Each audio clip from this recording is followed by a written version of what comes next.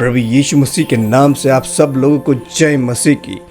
तो आज हम लोग भंडाफोड़ करेंगे सैड गुरु का। तो जो सैड गुरु है वो हमेशा कहते रहते हैं कि भाई तुम इलाज मत कराओ, भाई डॉक्टर के पास जाने की जरूरत नहीं है, योगा करो सब ठीक हो जाएगा। वो यहाँ तक कि भाई सैड गुरु ये भी कहते हैं कि एक बार उनका पैर टूट गया था, पैर की हड्डी टूट गई थी, तो उन्होंने क्या किया, उन्होंने बस बैठे रहे भाई, कुछ नहीं, हॉस्पिटल नहीं गए, ध्यान लगाया, बस पैर की हड्डी क्या हुई, जुड़ गई। On a certain day, I just in a field hockey game, I fractured my left ankle, and by then I had also become a chronic asthmatic, and I had a very severe bout of asthma. And I went and sat down in a place. I was in excruciating pain. I sat down with my eyes closed for about a little more than an hour. When I came out, my asthma left me, never to come back again. My fractured leg was perfectly okay in little more than an hour's time. अभी हाल ही में वो hospital जाके अपने दिमाग का operation करके आए हैं। The Apollo Hospital neurosurgeons cut through my skull and tried to find something and found nothing. कहाँ गया योगा? योगा से ठीक करो ना भाई, अभी डॉक्टर की जरूरत क्यों पड़ी? लोगों को क्यों गुमराह कर रहे हो? डॉक्टर के पास मत जाओ। मैं एक क्रिश्चियन होने के नाते ये भी कहता हूँ भाई, प्रार्थना भी करो, दुआ भी करो, साथ में डॉक्टर की भी जरूरत है। यीशु मसीह ने भी कई बार हम क्या देखते हैं, मिट्टी का सहारा लिया। यीशु मसीह चाहते तो ऐसे भी चंगाई कर सकते थे, लेकिन उन्होंने मिट्टी क्यों लिया? कि यीशु मसीह ये भी चाहते भाई, दवा के साथ दुआ भी जरूरी है ना, यही सिखाना चाहते थे। खैर, तो सैड गुरु जो हैं उनको ना, जो जावेद अख्तर हैं, राइटर, फिल्मों की कहानियाँ लिखते हैं, आप लोग जानते भी हैं, उन्होंने तगड़े तरीके से रोस्ट मारा है भाई, तगड़ा रोस्ट। चलिए देखते हैं वो video. When you were born, you were not made like this, isn't it? You were so small. Now this much happened. How? So what you call as my body is an accumulation. It is what it is. It is what it is. It's an accumulation. It's just a piece of planet that you accumulate through the food that you eat. What you call as my mind is a heap of impressions which you also accumulate over a period of time. So your body is an accumulation, your mind is an accumulation. What you accumulate, at the most you can claim it's yours, but you cannot say it's me, isn't it? What you accumulate cannot be you, isn't it? Say what? So you gathered your body, you gathered the whole volume of your mind. So what the hell are you? Never been looked at, isn't it? You're making assumptions. So your personality, your ideologies, everything picked up. Everything accumulated. तो यहाँ पर हमारे sad गुरु बोल रहे हैं कि जब आप छोटे जन्म होते हो ना, छोटे से जन्म होते हो, तो फिर आप क्या करते हो कि आप चीज़ों को ना जमा करते हो, इकट्ठा करते हो, गैदर करते हो, एक्यूमुलेट करते हो। कैसे? पानी, चावल वावल खा के, कार्बोहाइड्रेट, प्रोटीन वोटीन वो सब लेते हो, धीरे धीरे आप क्या होते हो, बढ़ते जाते हो।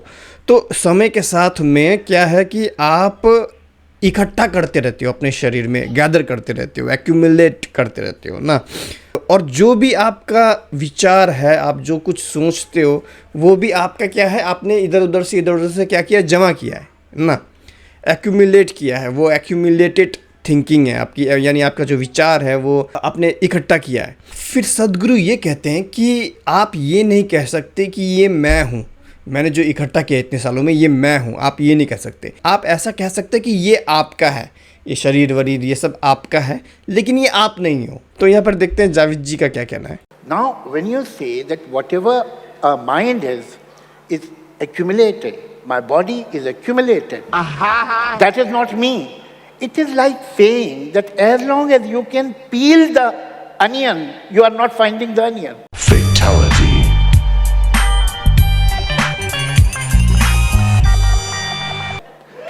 These skins are the onion. This accumulation is me. If you eradicate this accumulation, I don't exist. तो यहाँ पर जावेद जी बहुत ही अच्छा एक उदाहरण देते हैं अनियन का।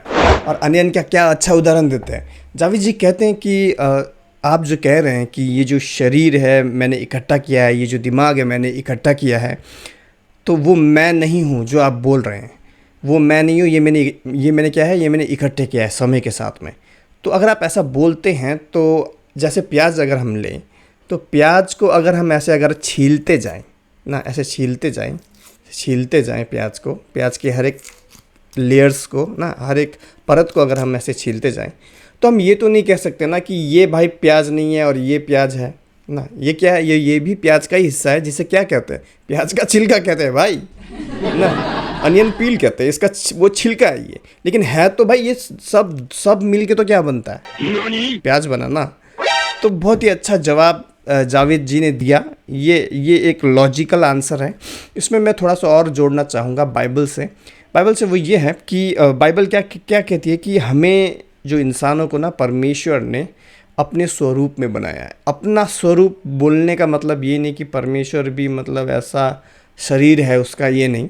अपना स्वरूप मतलब परमेश्वर जो क्रिएटर है उसने हमें ऐसा बनाया है, परमेश्वर ने, उसके जैसे सोच सकने वाला बुद्धिमान व्यक्ति। दिमाग का होना और बुद्धि होना दो अलग अलग चीज़ है। अगर साइज़ के मामले में देखा जाए, साइज़ के मामले में स्पर्म वेल का दिमाग सबसे बड़ा होता है, जो करीबन 9 से 12 केजी का होता है। भेजा फ्राई खाने में मज़ा आएगा नान के साथ, और साइड में सिरके वाला प्याज, वाह। दिमाग के साइज का बड़ा होने का मतलब ये नहीं है कि भाई बहुत बुद्धि है उसके अंदर। बुद्धि अलग चीज़ है, दिमाग अलग चीज़ है। तो परमेश्वर ने भी हमें ऐसे ही बनाया है, उसने हमें बुद्धि दी है, सोच सकने वाला जीव।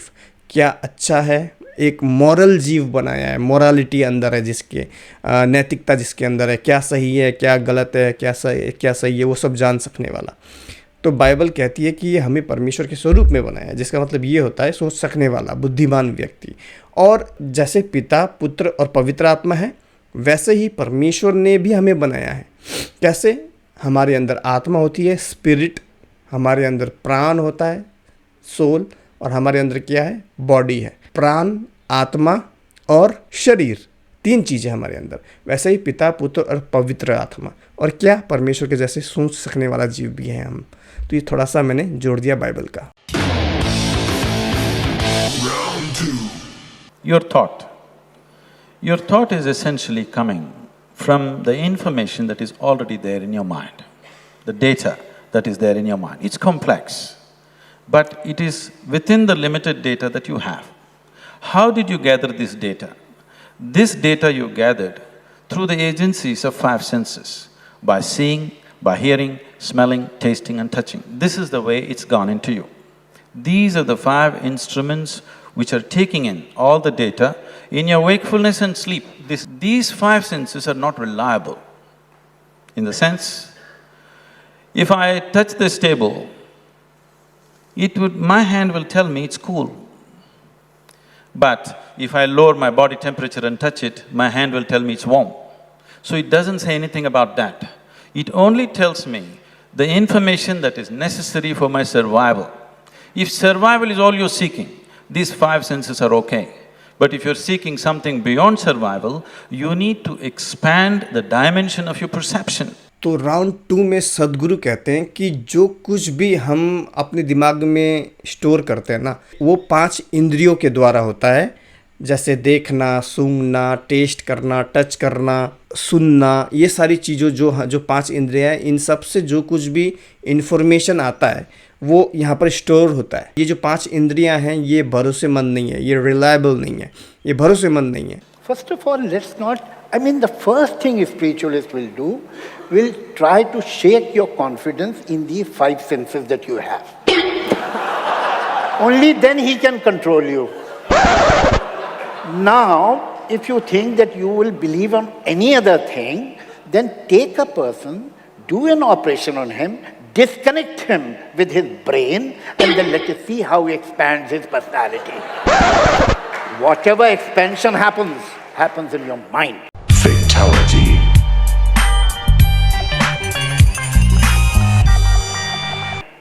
And you cannot undermine it. And whoever suggests that is to be undermined is playing a very dangerous game with you.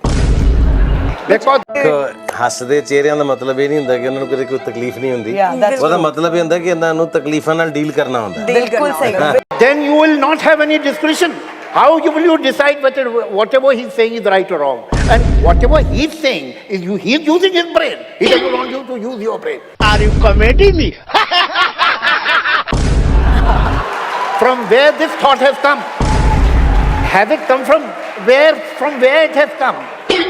It has come from the mind. Fatality. Even if you think that the mind is not everything, that too has come from the mind. If you don't trust mind, how do you trust this thought?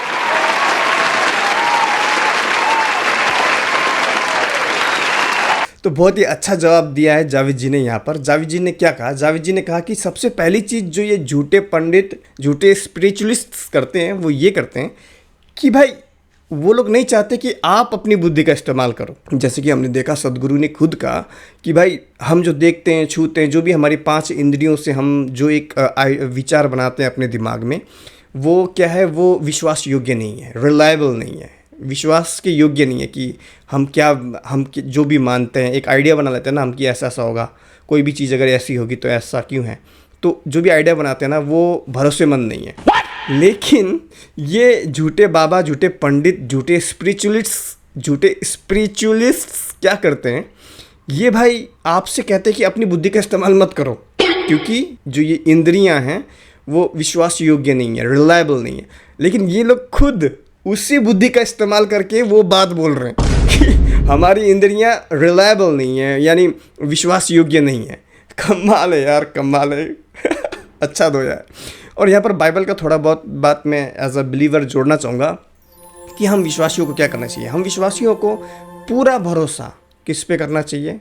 परमेश्वर पर करना चाहिए, Bible पर करना चाहिए। उसके बाद फिर खुद पर भरोसा रखना चाहिए, क्योंकि बाइबल हमें कभी भी गलत बातें नहीं सिखाती, अच्छी बातें ही सिखाती हैं। तो पूरा विश्वास पहले बाइबल पे, फिर खुद पे। Round 3. If you understand that after all you and me are mortal, whatever we may do, when you understand you're mortal, naturally the question of what is beyond, where did I come from, where will I go, this is naturally in the purview of human intellect. See, if you are not given ready-made answers by somebody, it is very, very natural that every human intellect will inquire, where did I come from, where will I go, what is the nature of my existence. तो हमारे सद्गुरु कहते हैं कि हर एक मरणहार व्यक्ति जो इस पृथ्वी में है, जो बुद्धिमानी व्यक्ति है, वो अगर उसको कोई ना भी बताए कि हम क्यों हैं इस दुनिया में हम क्या कर रहे हैं, क्या हमारा मकसद क्या है, हमारे अस्तित्व का क्या मकसद है, अगर कोई ना भी बताए ना, तो भी बुद्धिमानी व्यक्ति जो कि एक मरणहार व्यक्ति भी है, वो क्या करेगा? वो सवाल करेगा, वो इंक्वायरी करेगा ना, वो क्वेश्चन करेगा, वो सवाल पूछेगा कि भाई मैं कहाँ से आया हूँ, यह इस पृथ्वी में मेरा क्या मकसद है, और मरने के बाद मैं कहाँ जाऊँगा, वो क्वेश्चन करेगा। अभी देखते हैं लेखक जी क्या कहते हैं। Why we are in this universe? What are we doing here? Why have we come here? I don't want to comment about anybody else's presence, but Guruji, I know why I'm in this universe, and the reason is unprintable. And the reason is? Unprintable. Unprintable. It is a pompous question. What? That why I am in this universe. Yeah. It is a pompous question. What I am doing here. Have you ever thought of a mosquito? Why this mosquito is here in this world? Why this cockroach is here? There is, as far as life quality is concerned, there is no difference between a rodent and a human being, between a mosquito and a human being. The only difference is the mind. And this is the difference they want to eradicate. I got you, homie. ਹੱਸਦੇ ਚਿਹਰਿਆਂ ਦਾ ਮਤਲਬ ਇਹ ਨਹੀਂ ਹੁੰਦਾ ਕਿ ਉਹਨਾਂ ਨੂੰ ਕਦੇ ਕੋਈ ਤਕਲੀਫ ਨਹੀਂ ਹੁੰਦੀ। तो लेखक जी यहाँ पर कहते हैं कि ये जो सवाल है कि मैं इस पृथ्वी में क्यों हूँ, या हम इस पृथ्वी में क्यों हैं और हमारा क्या अस्तित्व है, ये बहुत ही एक गर्व करने वाला सवाल है। कि हम इंसानियत ऐसे हैं कि हम खुद पे बहुत ज़्यादा गर्व करते हैं, गर्वित होके हम ये सवाल करते हैं कि मैं क्यों हूँ, क्या हूँ, मैं किस लिए हूँ। लेकिन फिर लेखक जी कहते हैं कि कभी आपने ये सोचा है कि मच्छर क्यों है, मच्छर जो है उसका अस्तित्व क्या है, कॉकरोच उसका अस्तित्व क्यों है इस पृथ्वी में ना। तो फिर ये कहते हैं कि मच्छर और इंसानियत में कोई डिफरेंस नहीं है, कोई भिन्नता नहीं है, कॉकरोच और इंसान में कोई भिन्नता नहीं है, केवल एक ही भिन्नता है, वो है हमारा दिमाग, कि हम सोच सकते हैं क्या भला है क्या बुरा है। और ये जो पंडित लोग हैं, यानी ये जो बाबा साहबा हैं, ये लोग क्या कर रहे हैं कि ये लोग वही जो सोचने वाली क्षमता है उसे जड़ से उखाड़ना चाहते हैं। हाँ, तो ये ऐसा कहते हैं। लेकिन यहाँ पर मैं बाइबल की बातें जोड़ना चाहूँगा कि हम कौन हैं, हमारा क्या अस्तित्व है। तो हम क्या हैं? हम इंसान जो हैं, हम परमेश्वर की हाथ के कला हैं और परमेश्वर ने हमें बनाया है। क्यों? क्योंकि परमेश्वर चाहता था उसका एक पूरा परिवार हो। पिता, पुत्र, पवित्र आत्मा तो है, वो और भी चाहता था कि उसका परिवार बढ़े परमेश्वर का। तो इसीलिए परमेश्वर ने आदम और हवा को बनाया था, अपने स्वरूप में उसने बनाया, नर और नारी करके बनाया। कहने का मतलब है अपने स्वरूप में बनाया। मैंने आपको बता दिया, परमेश्वर जैसा सोच सकने वाला, परमेश्वर जैसा बुद्धि, भला और बुरे का ज्ञान वाला। भले और बुरे का ज्ञान का जो फल है वो खाने से पहले ही ईव को यानी हवा को ये मालूम था कि ये फल हमें खाने को मना किया है परमेश्वर ने। तभी तो हवा मना कर रही थी ना शैतान को कि नहीं, हमें तो खाने को मना किया है परमेश्वर ने, हम नहीं खा सकते। हाँ, तो वो जानती थी कि कुछ बुरा होगा, क्योंकि परमेश्वर ने बताया था जिस दिन तू ये फल खाएगी तो मर जाएगी। खैर, तो हमारा भी मकसद क्या है इस पृथ्वी में? हमारा मकसद ये है कि परमेश्वर के हम हाथ के कला तो हैं ही, साथ ही साथ में परमेश्वर हमसे बहुत ज़्यादा प्यार करता है। वो इतना ज़्यादा प्यार करता है कि जब हम इंसानों ने यानी इंसानियत ने, पूरा ह्यूमन काइंड ने इतना पाप किया, परमेश्वर से हमारा रिश्ता पूरा टूट गया। और जब रिश्ता टूटा तो वो परमेश्वर इतना ज़्यादा प्यार करता है हमसे, क्योंकि परमेश्वर ने जगत से ऐसा प्रेम किया, जगत मतलब हम इंसानों से, जगत से ऐसा प्रेम किया कि उसने अपना इकलौता पुत्र दे दिया, ताकि जो कोई उस पर विश्वास करे नाश ना हो परंतु अनंत जीवन पाए। तो अगर हम विश्वास करते हैं यीशु मसीह पे तो हम अनंत जीवन पाएंगे, क्योंकि परमेश्वर ने अपना पुत्र दे दिया है। तो अभी हमारा मकसद ये है कि हम उसी परमेश्वर के बारे में, जिसने हर एक इंसानियत के लिए अपनी जान दी, सबको बताएं। तो ये है मकसद। और जो ये मकसद इंसान नहीं करता, लोगों को यीशु मसीह के बारे में नहीं बताता, मुझे नहीं लगता कि वो परमेश्वर का बंदा कहलाएगा। तो यीशु मसीह के बारे में दोस्तों को हो चाहे किसी को भी हो, ज़रूर बताएं। हमारा मकसद है यही।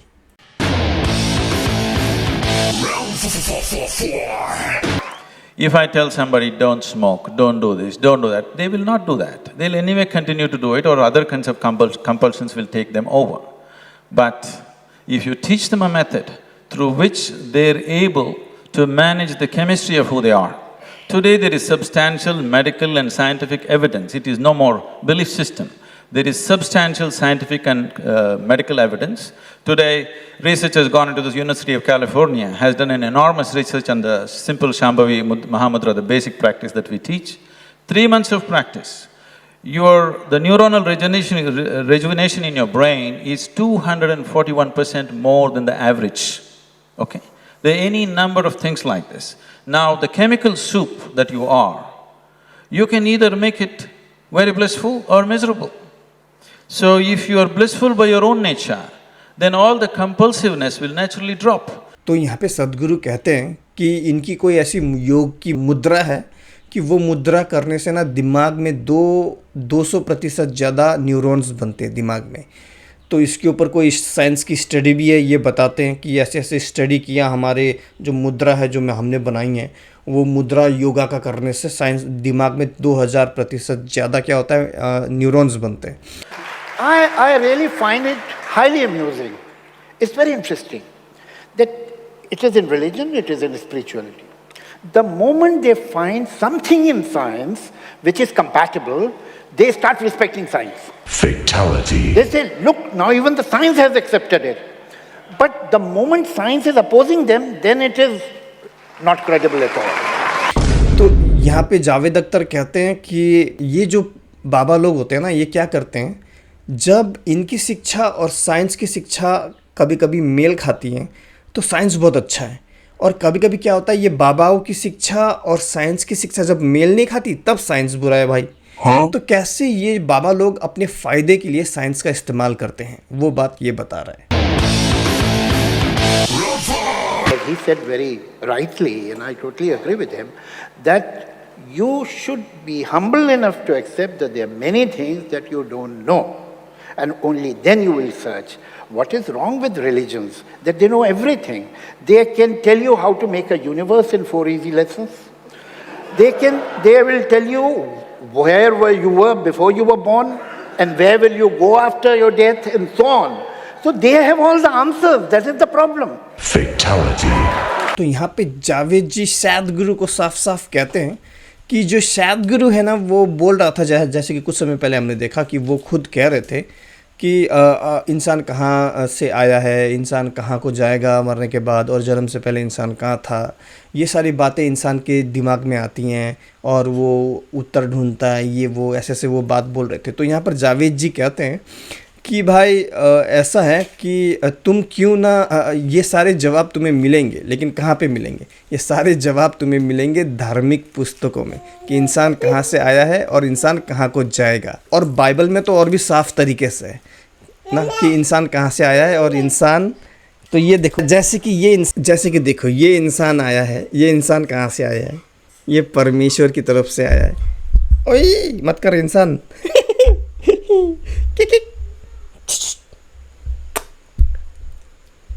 ये मेरा बेटा है एलेक्स। जय मसीह करो, जय मसीह। ये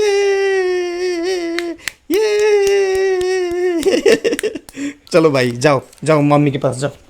खैर तो आज के लिए इतना ही। 48 मिनट्स की वीडियो है। हर बात में उनका मैं अगर रिएक्शन देने लग जाऊँ तो पता नहीं वीडियो कितनी लंबी होगी।